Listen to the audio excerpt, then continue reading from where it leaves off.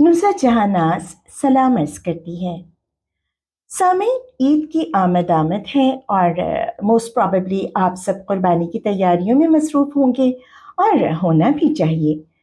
If you can afford it, it's definitely expected of you, क्योंकि हमारे आसपास बहुत से लोग, हमारे बहुत से भाई बहनें इसकी इस्तात नहीं रखते।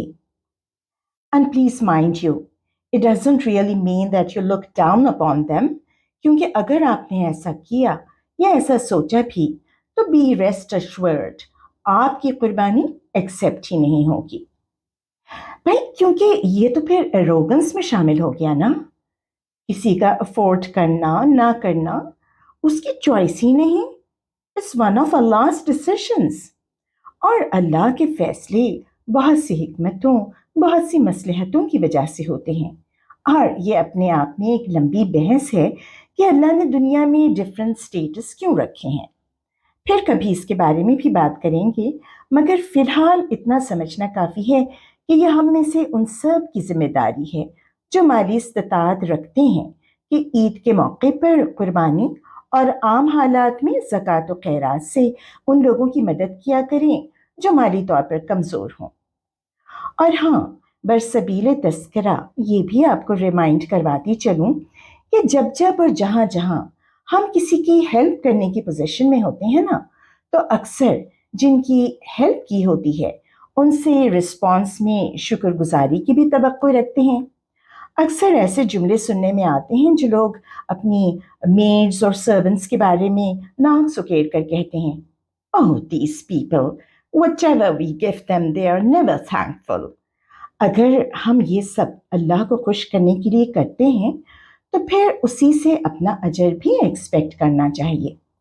कोई और हमारा शुक्रिया अदा करके हमारे सवाब में कमी क्यों करे भला।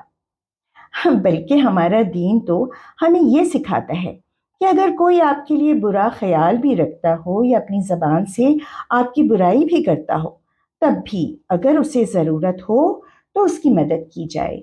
और ख़ास तौर पर उन ख़ानदान वालों और रिश्तेदारों से जिनसे आपकी बिल्कुल नहीं बनती। अगर उन्हें भी आपकी किसी मदद की ज़रूरत हो तो बिला तखसीस उनकी माली या अमली उनकी ज़रूरत के मुताबिक उनकी मदद कीजिए। यही तो हमारे दीन इस्लाम की खूबसूरती है। बल्कि ईद का मौका तो बेहतरीन मौका है आपस में दिल की कुदूरतें दूर करके मोहब्बत और खुलूस और बड़े दिल का मुजाहरा करने का। एक लम्हा रुक कर इस पर सोचिएगा ज़रूर, क्योंकि अल्लाह किसी मगरूर और अनापरस्त इंसान को पसंद नहीं करता।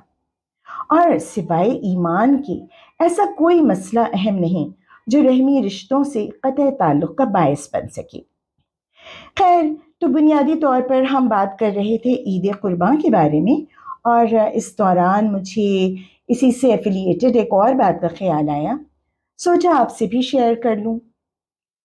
हम में बहुत से लोग ऐसे भी होते हैं जिन्हें आप लोअर मिडिल क्लास कह सकते हैं। इनफैक्ट आजकल तो जाने हम कितनी क्लासेस में डिवाइड हो चले हैं, पॉपुलेशन ही इतनी बढ़ गई है। खैर, तो कहना ये चाह रही थी कि कई बार ऐसा भी होता है कि घर में एक से ज़्यादा कमाने वाले होते हैं, मगर किसी एक के पास भी इतना माल नहीं होता या उनकी जिम्मेदारियां उन्हें अलाउ नहीं करती हैं कि वह इनफरादी तौर पर कुर्बानी कर सकें। ऐसे में अगर वो मिल मिलाकर भी एक कुर्बानी कर लेते हैं तो अल्लाह तो नीयतों का और दिल का हाल जानने वाला है। जिस तरह वक्त और हालात के मुताबिक गाय में 7 हिस्से किए गए थे, इसी तरह गाय या बकरे की कुर्बानी मज़ीद अफराद मिलकर भी कर लें तो अल्लाह सुब्हानहू तआला ने कहा है कि उसे कुर्बानी का गोश्त या खून नहीं पहुंचता, बल्कि इंसान की नीयत, उसका ईमान, उसका इरादा और अमल पहुंचता है। तो यकीनन उससे उम्मीद की जा सकती है कि वो हमारी ऐसी कुर्बानी भी कबूल कर ले। ये सिर्फ मेरे जहन में आने वाला एक ख्याल था। अब इसकी शरई हैसियत तो मुफ्तियान दीन ही बता सकते हैं। और हाँ, चलते चलते एक आखिरी बात कि जानवरों की खरीदारी करते हुए मोहतात रहिए। आजकल ईद कुर्बान के मौके पर गन पॉइंट पर स्नैचिंग का अमल मामूल के मुताबिक जारी और सारी है। और ये भी कि जब कुर्बानी कर चुकें तो ज़्यादा से ज़्यादा गोश्त बांट दीजिए। ہمارے فریزرز تو پورے سال ہی بھرے رہتے ہیں، مگر ہمارے گرد و نواح میں ایسے لوگ بھی موجود ہیں جو سارا سارا سال اس ایک دن کا انتظار کرتے ہیں کہ کب عید قرباں آئے اور وہ جی بھر کر گوشت کھا سکیں۔